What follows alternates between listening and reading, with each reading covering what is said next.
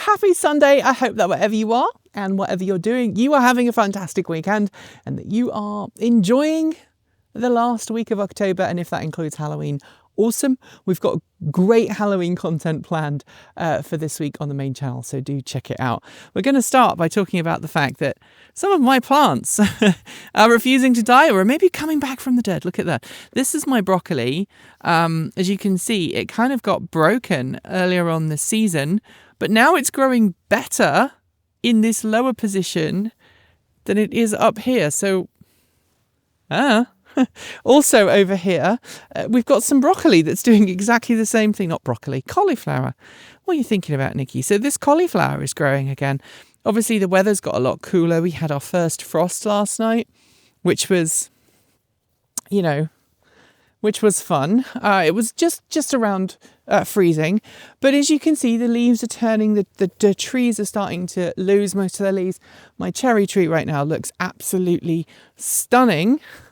I am walking up here, though, primarily because a plant that should have stopped growing a long time ago is enjoying a bit of a sunspot. This is obviously a potato from my potato patch from earlier this year. The ground is really nice and moist and wet. It's moister further down and cooler further down. But as you can see, this potato is having a second chance, and I can only hope that I'm able to keep it safe. I might put some straw on it tonight to keep it safe while we get more frost, because we're supposed to get frosts in the next couple of days. And I don't know if those potatoes will survive. But look here, parsnips are still doing great. There's an expectation. A lot of people say that parsnips taste better after you've had your first frost. And part of me thinks, that might actually be true. We've had one frost. We've got another one coming tonight and a couple more for the rest of the week. And so I'll be cooking a roast dinner at the weekend and seeing if those parsnips taste better after a frost. I've got some good news on the chicken front. Last week I cleaned out the hens and I got them ready for winter. Probably won't look like it right now, but they are doing really well. And the good news is that Carolyn, who is my dark Brahma, who hasn't laid eggs now for a couple of years. She's kind of stopped laying, and she's just doing her chicken. She's living her best life, right? She has all summer. She has been up, refusing to come up into the coop, and she's been basically living outside 24/7 in the run. She has been eating out there, she's been drinking out there, and I mean she's there right now. That's Carolyn right there. She gets underneath the ladder and she just stays there. And if I open up to give her the chance to roam, she roams and she's happy about it. But the fun thing is that I was worried about her going up into the coop in winter, because obviously if it's cold, she doesn't want to be down at ground level and be cold. The last couple of nights, she walked up into the coop and went to sleep in the top part of the coop. So I'm very, very happy, because I was worried that she wasn't able to get up the ladder anymore, or that she was just too old and infirm to do that. And I was like, is she going to survive the winter? The other chicken, who some people have asked about surviving the winter, is this young lady here, Ashley, who has currently got run of the garden all by herself. She looks really scraggly right now because she's mid-molt. She just shook, and you probably saw about 3 or 4 feathers come off. She is mid-molt, so she is putting all of her energy into growing feathers. She's healthy. She just looks a little scraggly right now because she's mid-molt. And she lives in this little coop here. We call this the broody coop. It's the one we used to put, you're supposed to put the nursing hens in there. Obviously right now she's living in there. So if I have a hen that goes broody, I don't know what I'm going to do. I'm going to have to go and buy another coop. She is in here because she still gets henpecked by the other hens. And if you watch back in February, March time, she nearly got killed by one of the other birds. And so she now lives in isolation. She's happy. She's having her best life again. She still lays. In fact, she started laying again after we removed her from the rest of the coop. So she's still very, very happy. She's having a lovely time scrabbling around. And some of you have been asking, is she going to survive in the winter in here? And the answer is yes. This is double wall insulated. You can't see this, but this is a special chicken coop. It's designed to work in cold temperatures too. It's basically got a thick double wall insulation layer all the way around, and this door can be closed like so we can close her in the winter if needs be, if it's cold. And she's got a space that's lifted off the ground that she can nest in as well. So she's doing just fine and dandy, aren't you, my love? Yes. My sprouts, however, are not fine and dandy. I have an infestation. I hoped that the frost would kill these little sods off, and I don't think it has yet. But this one and the one down there are being attacked, but some of the others, not so much.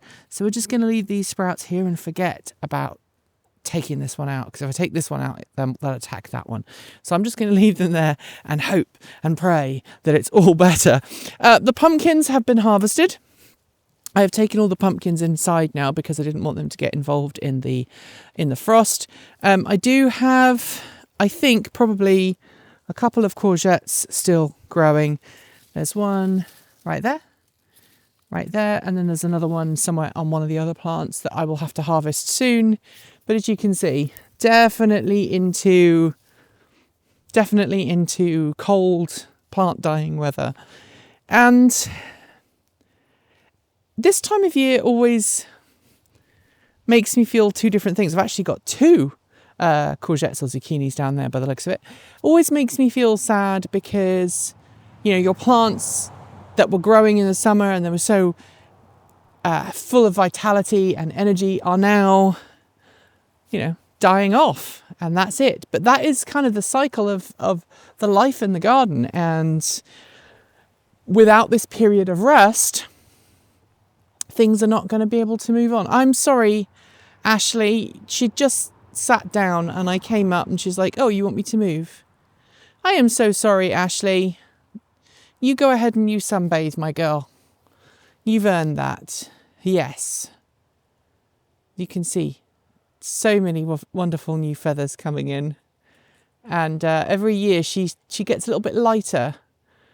She goes from having, you know, her dirty feathers, and then suddenly she looks lighter, and then through the year her feathers gradually get darker because she's that colour, that light grey. She shows up the dirt really, really easily.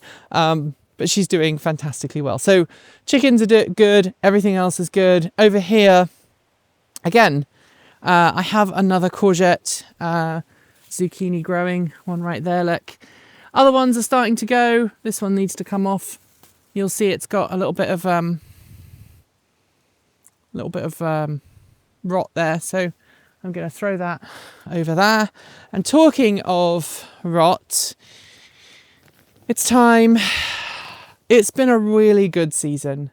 The cucumbers and the tomatoes were incredible. And if you look at the back here, these tomatoes back here are still doing really, really well. So I've left those tomatoes on the vine.